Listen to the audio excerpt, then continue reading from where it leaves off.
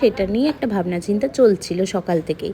তো এটা তো রেডি করে ফেলেছিল সকালবেলার দিকটায়, তা ফুল রেডি হতে রাত্রির তখনও 10টা সাড়ে 10টার মতো বাজে, তখনও সেটা নিয়ে পড়ে রয়েছে। এটাকে এখনও পুরোপুরি রেডি করা এখনও কিন্তু হয়নি, এখনও ছোটো ছোটো কাজের ওপর বাকি রয়েছে। ওর বাবা নিজের হাতে সমস্তটাই রেডি করেছে, আমি কিন্তু একটুও হেল্প করে দিইনি। আর তারপরে ছেলেকে মাথার মধ্যে টুপিটা পরিয়ে আর দিয়ে ওকে কিছু একটু স্পিচ তো শেখানো দরকার, কারণ সেখানে গিয়ে তো বলতেও হবে কিছু ট্রাফিক সম্পর্কে, তো সেটাই ওকে শেখানো চলছিল।